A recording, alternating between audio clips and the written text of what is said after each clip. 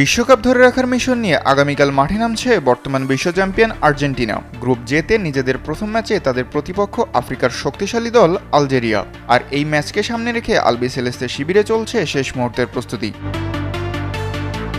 বিশ্বকাপের প্রস্তুতি ম্যাচে আইসল্যান্ডের বিপক্ষে ৩-০ গোলের দুর্দান্ত জয় দিয়ে দারুণ ছন্দে আছে আর্জেন্টিনা।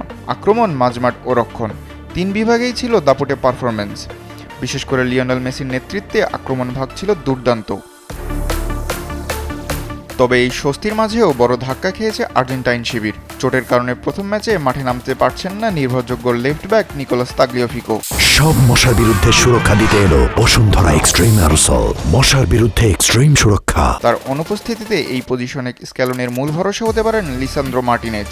এছাড়া ঘরোয়া ফুটবলে দারুণ ফর্মে থাকা তরুণ ডিফেন্ডার ভ্যালেন্টিন বার্কোকেও চমক হিসেবে এই পজিশনে পরখ করতে পারেন আর্জেন্টাইন কোচ।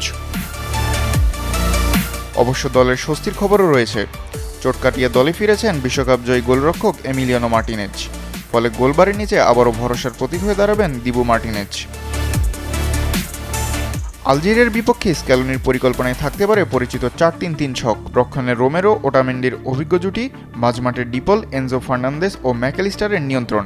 আর সামনে মেসি ও জুলিয়ান আলভারেজের সৃজনশীলতায় প্রতিপক্ষের রক্ষণ ভাঙার চেষ্টা করবে আর্জেন্টিনা।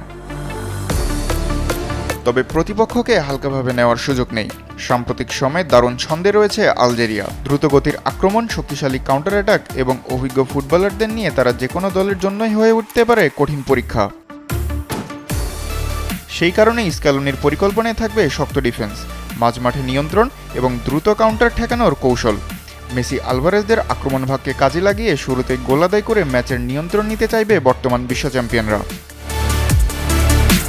এখন দেখার বিষয়, বিশ্বকাপের মঞ্চে আলজেরিয়ার চ্যালেঞ্জ উতরে জয়ের মাধ্যমে শিরোপা রক্ষার অভিযান শুরু করতে পারে কিনা লিওনেল মেসির আর্জেন্টিনা।